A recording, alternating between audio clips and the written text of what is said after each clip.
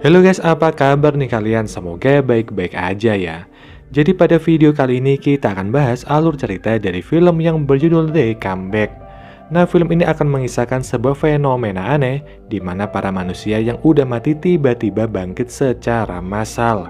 So, seperti apa kisahnya? Kita langsung aja ke isi cerita film selengkapnya.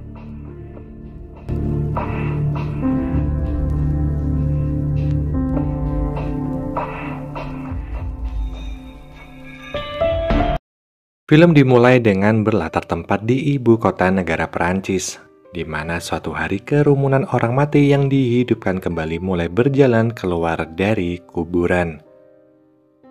Nggak dapat dijelaskan sebenarnya ini fenomena apa, tapi yang pasti mereka terus berjalan menyusuri jalanan. Para pengamat yang menyaksikan fenomena aneh ini hanya bisa heran sendiri ketika mengetahui jika kerumunan itu semakin banyak. Alhasil para dewan kota langsung mengadakan sebuah pertemuan demi membahas masalah tersebut.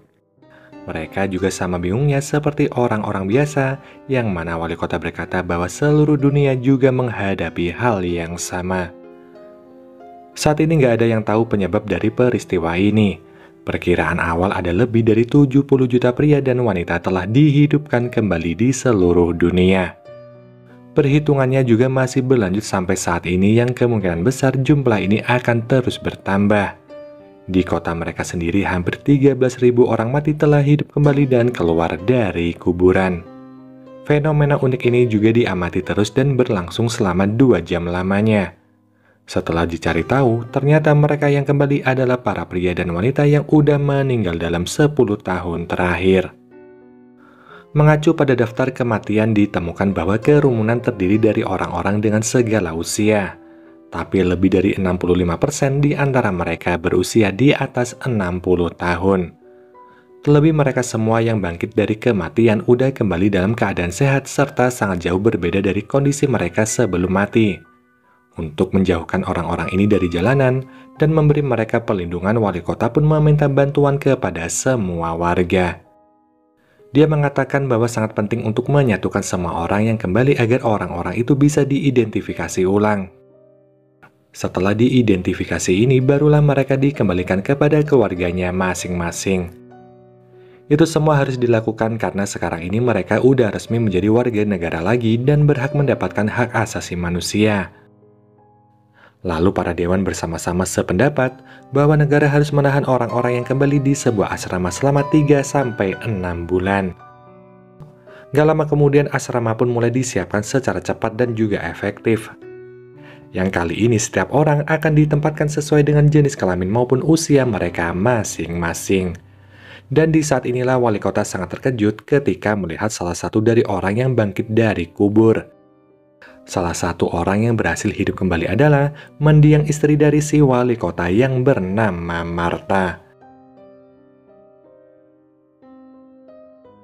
Melihat hal ini benar-benar nyata, seorang anggota dewan kota yang bernama Sam sengaja menggunakan momen ini untuk mencari putranya yang udah menghilang sejak beberapa tahun yang lalu.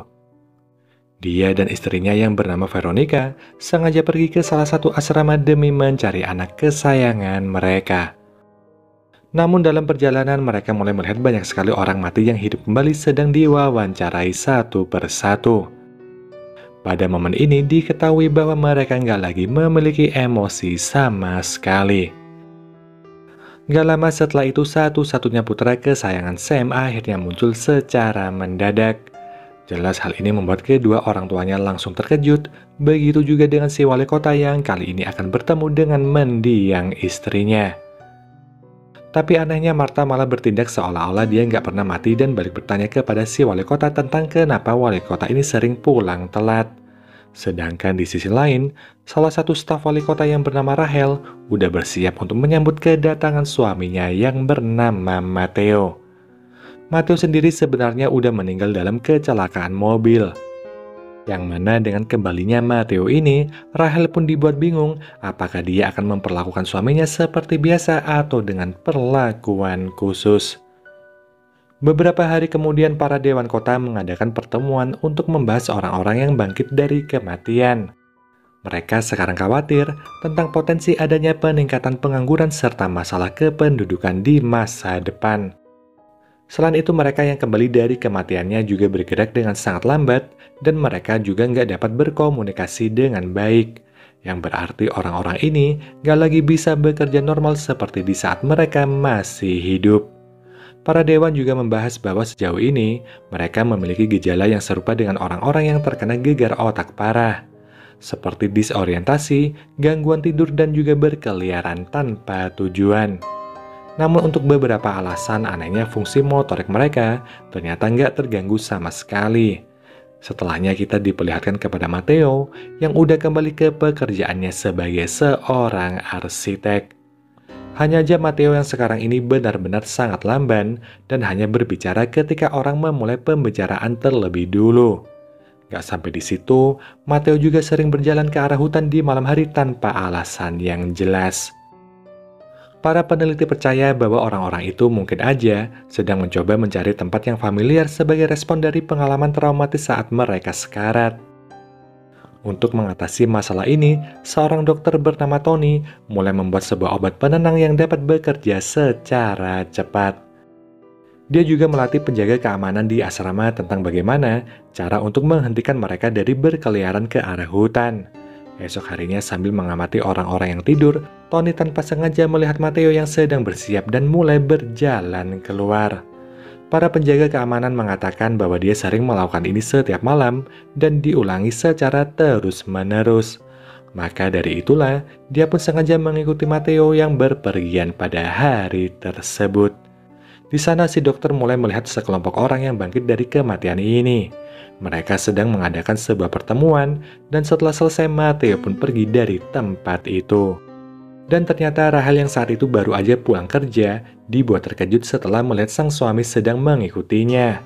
Dia pun berjalan pulang sambil diikuti oleh si dokter, yang mana dokter menjadikan Matteo sebagai bahan penelitian untuk diamati. Saat sampai di rumah ternyata Rahel ini sangat merasa gak nyaman berada di dekat suaminya. Yang mana hal itu pun langsung membuatnya pergi ke kamar dengan alasan ingin beristirahat. Sedangkan di sisi lain si wali kota juga sengaja mengadakan sebuah pesta untuk merayakan kembalinya sang istri. Namun lagi-lagi di saat pesta itulah, tanpa alasan yang jelas, Martha langsung pergi berjalan menuju ke arah hutan. Sama seperti apa yang dikatakan oleh para penjaga asrama tentang kelakuan Matteo, pengasuhnya Martha berkata jika majikannya itu selalu aja berjalan ke arah hutan sepanjang malam. Lalu si wali kota mulai tertarik untuk mengikuti istrinya dan kembali mencoba untuk membawanya pulang.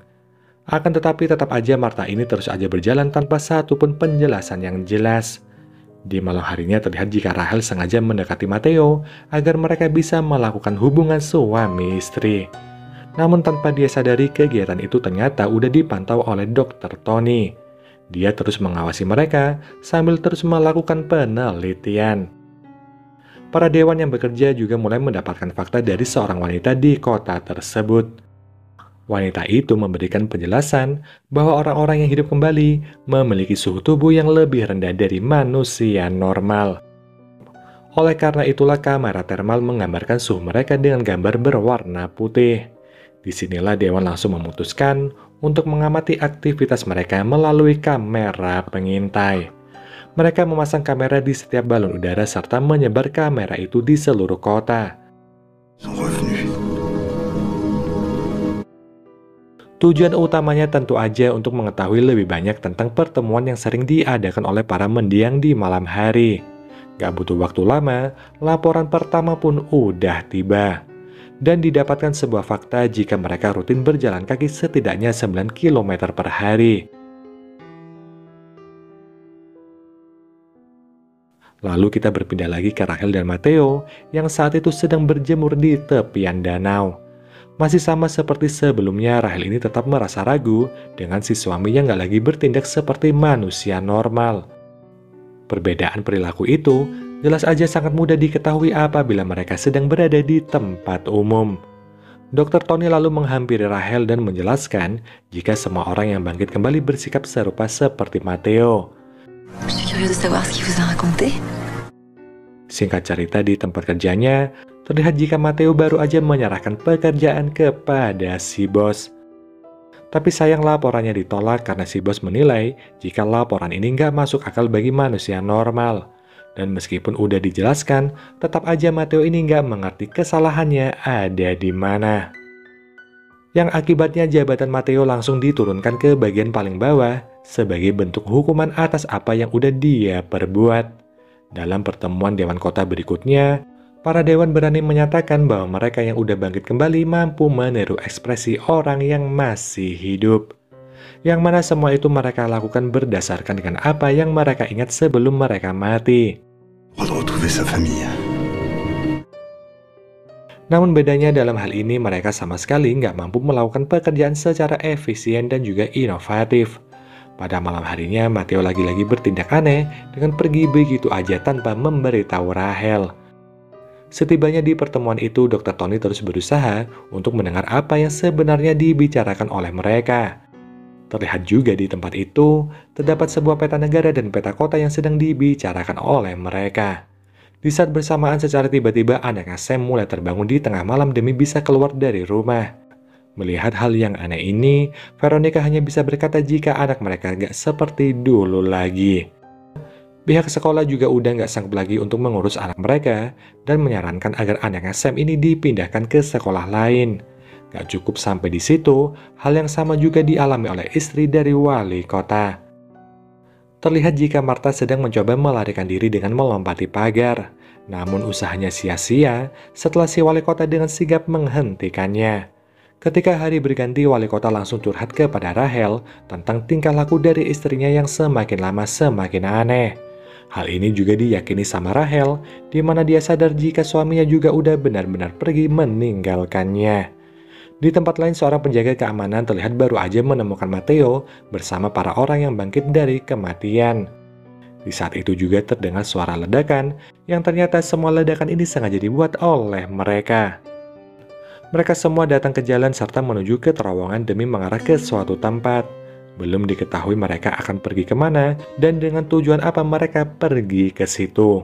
Dan dalam kondisi yang kacau seperti ini, masalah yang sama juga dialami oleh si wali kota.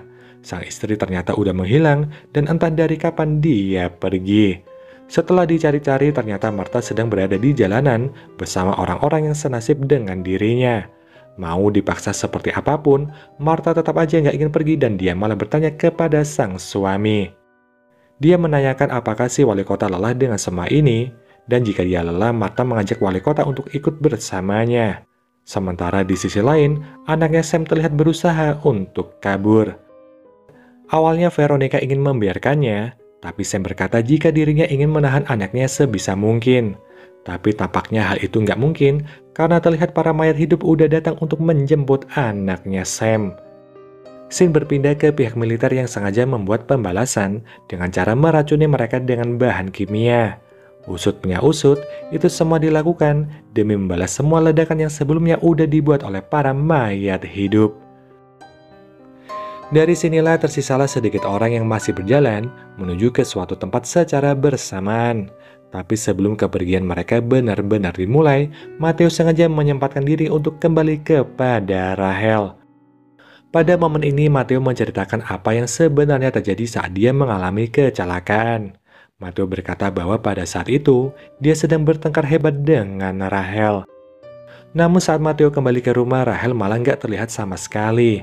Akhirnya dia pun sengaja pergi lagi untuk mencari Rachel, tapi sialnya Matteo ini malah mengalami kecelakaan.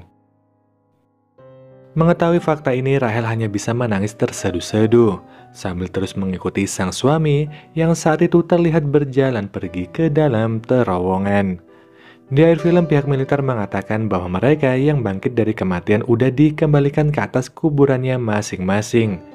Yang mana secara perlahan mereka semua pun mulai menghilang seketika.